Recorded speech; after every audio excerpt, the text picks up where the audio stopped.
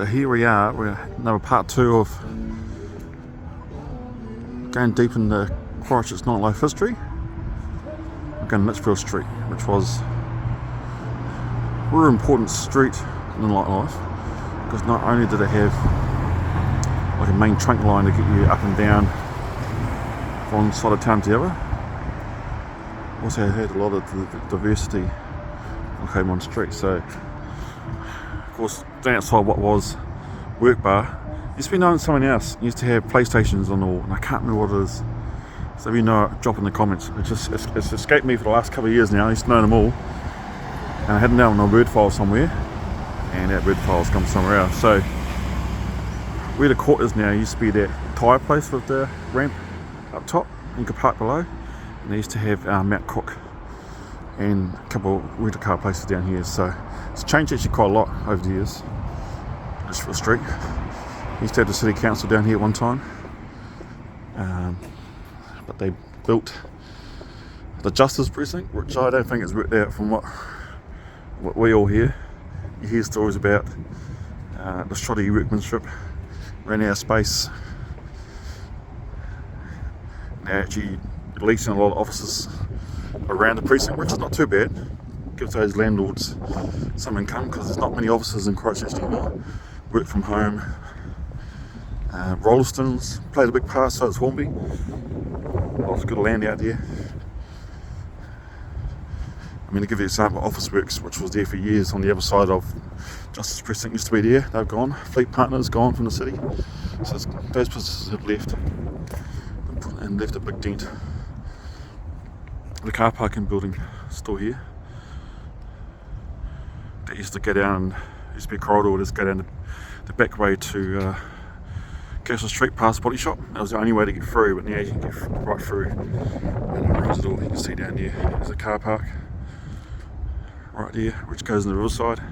2 for Indians has moved into the riverside as well, along with Rollicking Gelato. It's interesting, Lichfield's gone from,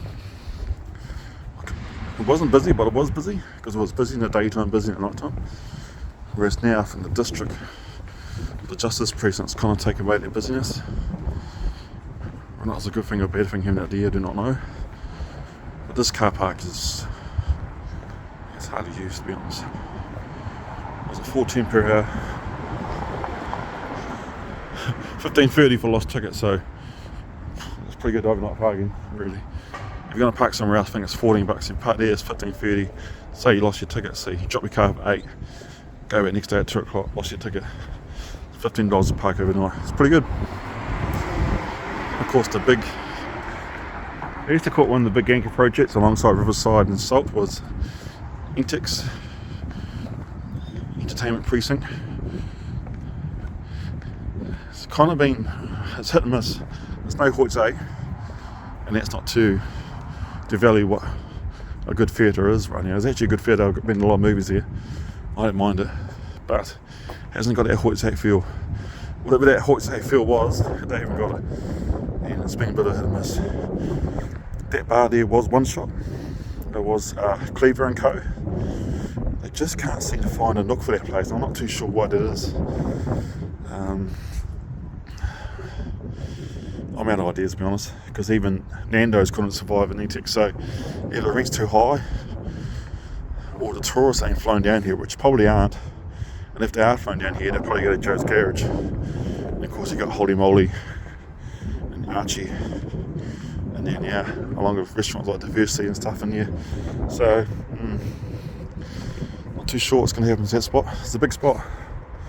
You would have thought One Shot would have done alright in there, but of course then you got Columbus Street. I'll quickly get across. Now of course, the other thing that was on Lichfield Street, which was a big part of the city, was the bus exchange. It's there now. I won't like me saying this, but it's nowhere near as good. I don't know what it was about that other bus exchange. Even though this one's bigger, spacier, it just doesn't flow right, doesn't feel right. I guess it's so widespread out, I guess. But that other bus exchange is actually dynamite. Go clubbing all night, wander on over, fork out $2, bus home. The other thing that doesn't help the bus exchange these days is there's no bars go past 4 o'clock. Only CG's, Diamond Bar really go past here. Galaxy Bar I think might take out their mantle now from cruise. So really you don't have that 5 o'clock, 6 o'clock finish, get a feed, hang out for a bus and go home. So I think that's added a lot of non-trendiness to the whole situation. So interesting to see how it goes. And there you got Fresh Choice at the crossing. The crossing's got one bar in there which is called Bar Franco, which is a restaurant and bar. Real nice bar. Real nice bar. I think it's top notch. Hopefully they get the traffic through. It'll be a testing time for them this winter, which will be a lot of bars. Now the reason why I stopped here for, not only do you have places like Dowson's, Faz, is it Faz House, the Ferrari house, or the European car house, also was the guy from Christchurch European, name escapes me now. He used to have his car sales dealership in there. And you come along here, this is where the Ministry, Liquor Lounge, Dan's, the other lesbian gay bar in Christchurch, might be No Names, come across here. This is probably where more like the Ministry was, because where the original cruise was upstairs. That was a big unit, man. That was an awesome place. Of course, around here, not that I know, but some of the viewers might know, that's where Men Friends was. Men Friends has moved out into the edges of the CBD, just on the outside here of Fitzgerald Ave. That was there. I remember the young man passed away in the doorway. I don't know what happened there. Then in here, you had Moose Steakhouse. There used to be a sign right there about Polis. It came down for some reason. Don't know why they took that sign down. It was quite cool. You had photos of that on Instagram when I go back and see it. I can't remember what this place was. It's office buildings.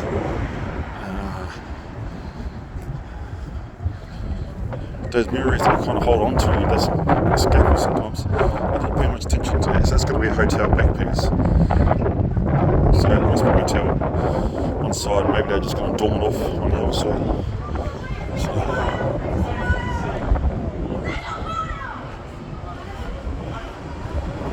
Some interesting to him. It's a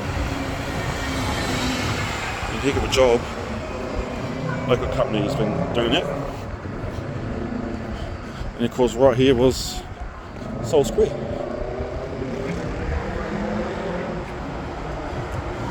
Which doesn't look that big, because there was Honeypot, there was DJ Box, then the Honeypot upstairs, which was the DJ Box, Ruben Blazers in the corner, Excelsior on the other side, and then down here was the lane. It's quite dark, so I'm not going to go down the lane, but you can see here, so you would have had Monday, Lawson's Lane, Cartel, all down here on the left, and it goes right at the Soul Square. The Soul Square is coming back. People don't believe me when I tell them that. They reckon 2027, because there's a bit of groundwork to be prepped and to be pretty much stepped down and hardened up. Because it's a bit loose under those buildings. Those buildings are fine, apparently. That's why they haven't come down for. So a lot of buildings just got demolished after the quakes, because they thought that was the best way to go about it.